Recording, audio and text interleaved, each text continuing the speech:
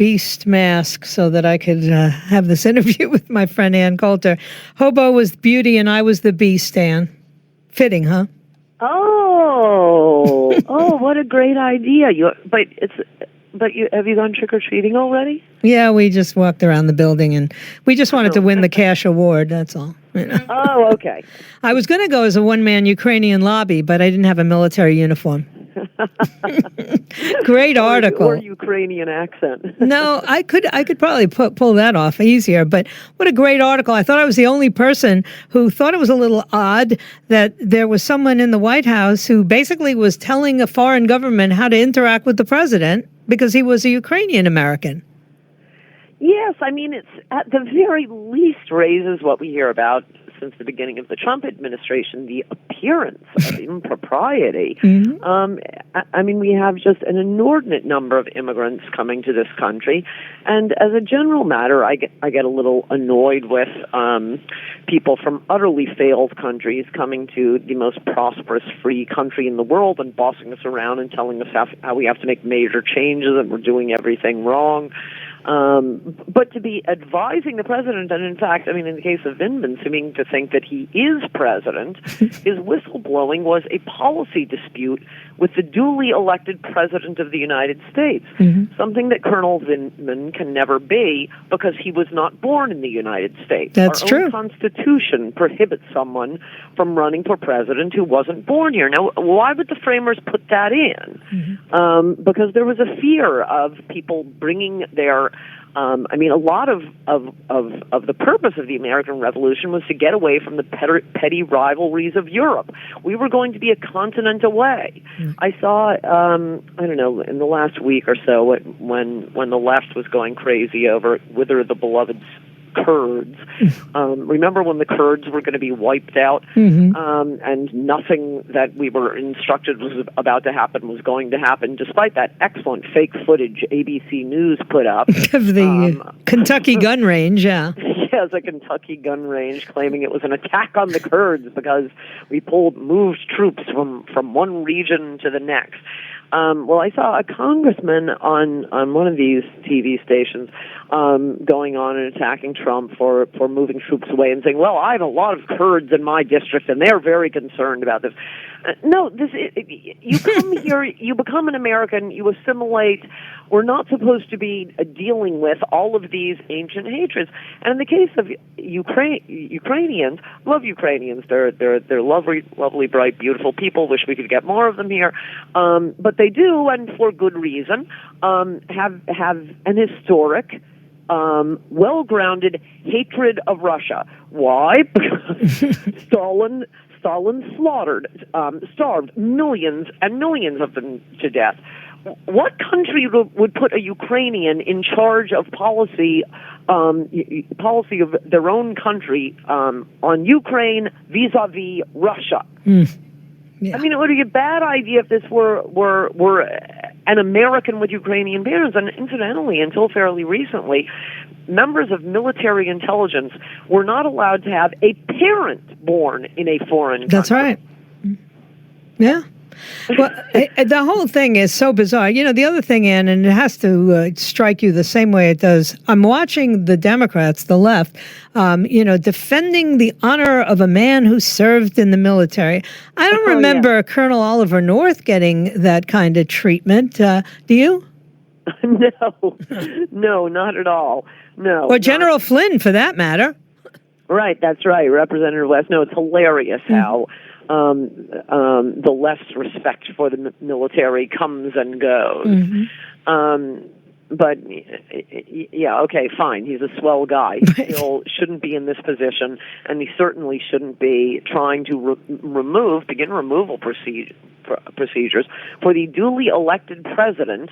I mean, I'm sort of annoyed that people are listening to the president's phone call at all. Not annoyed, but it seems very odd. And it ought to be, I mean, there's one president of the United States. He's the commander-in-chief. He holds all of our foreign policy decisions, almost all of them, in his hand as commander-in-chief. He has phone calls with foreign leaders, not senators, not congressmen,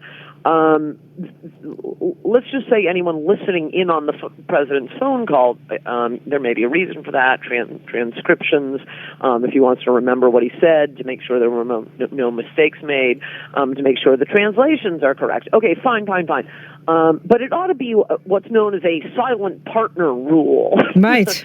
Not running around saying, no, we have to keep the money to Ukraine flowing. And again, as I'm sure your listeners know, the madness of all this is what Trump is being accused of is what Biden did and Trump was requesting to be investigated. Right, exactly. Well, and it's like Nikki Haley said yesterday, if you are working in this administration or you represent this president in any manner, then that's what you do. You don't get to push your personal agenda. If you disagree with it, you leave. I mean, there are a lot of people leave this administration because they don't agree with Donald Trump. But you don't turn and go to Adam Schiff and his stupid committee and berate the president for something that's not even is not a high crime or misdemeanor, no matter what happened on that call. Yes, but there are a lot of rewards for sticking around the Trump administration, writing a kiss and tell book, rushing to the Washington Post and MSNBC, New York Times, talking about. I love this book by Anonymous that's coming out. Oh. At least the cut line I saw, it was something like, and presumably, they want to leak the good stuff. The president is impetuous, narcissistic, egotistical. Whoa, hold a press conference on that one. Right. Sounds like they're describing Barack Obama or Bill Clinton or Ronald Reagan. Okay. It's certainly not anything that's going to come as a surprise to anyone, and not something that we don't hear every 30 seconds on television or read in the newspaper or on Twitter and so on and so forth. But this will be, yes, another great celebrated hero. I do think if there's anyone, I doubt the book will get this interesting, but if there are specific people mentioned by name in the book, those people should sue for libel so that Anonymous can be unmasked. Yeah, well, they pretty much have unmasked him. I mean, I have no verification, but Sperry put the name out there, and everybody was shaking their head as if they'd known all along. So, I'm assuming Anonymous isn't that anonymous. What's really mysterious to me, though, is if he's so anonymous, how's he getting death threats? Nobody knows who he is except Adam Schiff. Is Adam Schiff threatening him?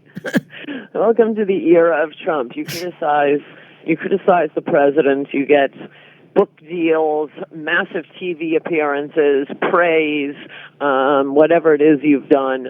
Even if the military or the media spend its life hating the military, suddenly they will love your military. You're a war hero. You're a saint, a venerated secular saint, and you get to go around complaining about death threats. Right. Welcome to our world, right? It's just crazy how they're so weak-willed and they fall apart if they get a death threat. They ought to go through my mail sometime. Did we just lose Ann? You're drifting in and out there. You must be in California where they're going to cut your power off. Yeah, I guess we lost her, huh? All right, well, she was sounded a little sleepy anyway, but a great article that she has. It's all about how this is Ukrainian American was a one-man lobbyist. And, she started off her article, I love this. She said if she was a guest at a dinner party in Georgetown and she stormed in and started bossing everyone around, she wouldn't be welcome back, right?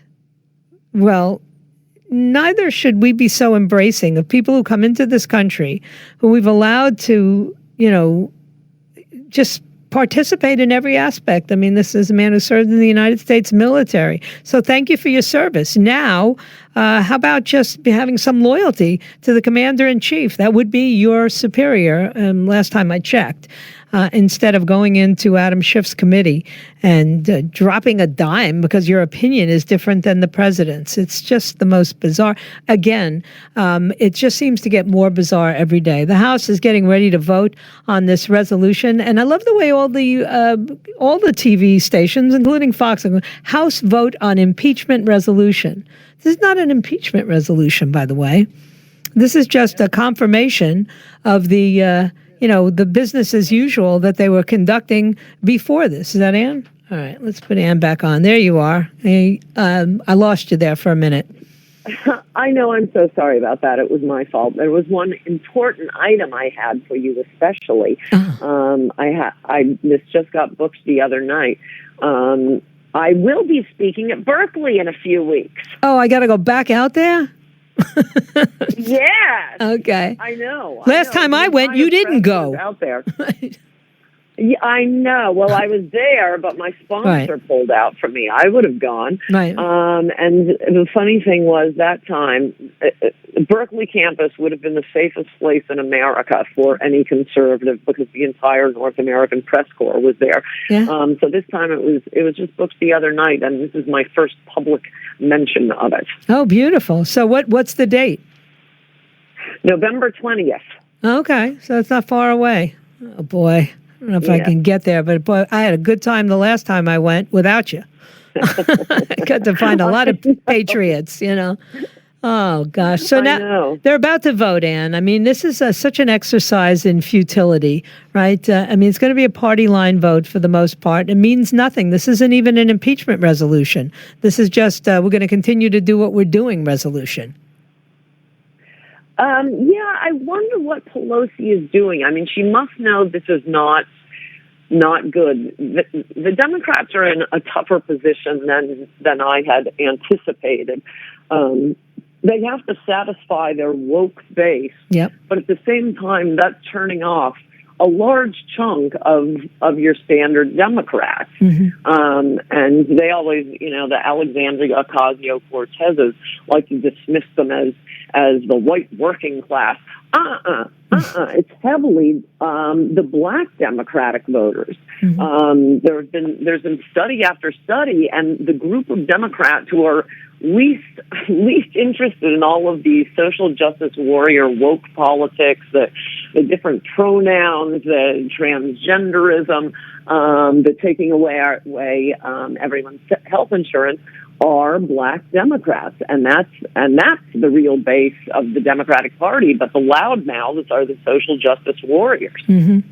Yeah, and I think the other side of that is there is a growing group of Hispanics and Black Americans who see things getting better. And they may not be saying out loud, I'm going to vote for Donald Trump, but they're certainly whispering it because I hear it a lot. They feel comfortable sharing it with me or my husband. And it's just fascinating because if you think they were shocked in 2016, I have a funny feeling that 2020 is going to send them into a catatonic stupor. Boy, I hope you're right, because listening to these Democratic debates, wow, they really feel very confident in winning and think that, oh no, sure, let's run the craziest person. Right. I also am. The social justice warrior, the most extreme version of the left, is also promoted by MSNBC and Washington Post and the New York Times. For years and probably continuing still. Fox News, I think, was very bad for the Republican Party by being so enthusiastic about amnesty and being on the other side of the immigration issue from not only the vast majority of Americans, but certainly an enormous majority of Republicans.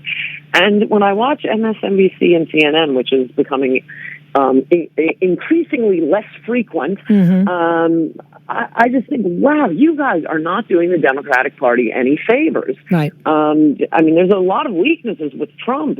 If they just shut up and said we're running generic candidate A and we're not going to tell you who it is, the Democrats could probably win. Right. But no, they have to go out and say, no, we're going to give free health care to illegal aliens. And, oh, and by the way, we're taking away your health insurance.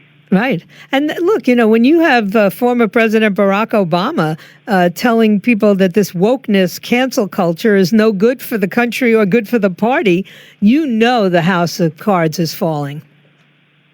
Yes, and he put it very well. That people just love to go online and attack someone else for something they've done, and then sit back and think I'm a good person. And that's really what it comes down to: the woke culture. People wanting to feel virtuous. It's a very smug and obnoxious way to behave, which is why so many people celebrated when that journalist or reporter out in wherever it was, I think it was Indiana, looks up some old, racist and anti-Semitic tweets or something. I never even saw what they were. By this guy who had just given millions of dollars to a children's hospital. Right. So conservatives, bless their little souls, went online and got some offending tweets by the reporter and got him fired. Right. In that case, I approve. Yeah. Well, but it it's just ought to be stopped. Yeah, it's just enough. It's enough. And when you've got the guy who started this whole thing, Obama, talking about cancel culture, then I don't understand what they're clinging to. It is a feeling of self-righteousness. I've always thought this is the most dangerous drug. People just love feeling better than other people. I mean, that's the premise of all these late-night comedy shows, to sneer and laugh. One of my professional comedian friends pointed out it's a lot of that stuff is hated by actual comedians. Said, when is John Oliver going to get, or whomever the other one is, when are they going to get around to making fun of transgenderism? Ooh. It's a perfect setup for them. Yeah, well, a perfect setup. It's madness, and they would not touch it with a 10-foot pole. Except for Dave Chappelle. And let me tell you something, people have a lot more respect for him. And now Kanye, talking about how, look, what the Democrats' gift to black people was abortion. Finally, someone said it out loud, who they might actually have to listen to. Yeah. Yes, and mass immigration to lower their wages. Exactly. And always a pleasure. We'll talk soon. You got to fill me in on all of the dates of Berkeley, because, if I can be there, I will be. That would be so much fun. Absolutely. Go to the website, AnnCoulter.com, and read all about it. Thank you, Ann. Thanks, Joyce. Bye-bye. Bye-bye.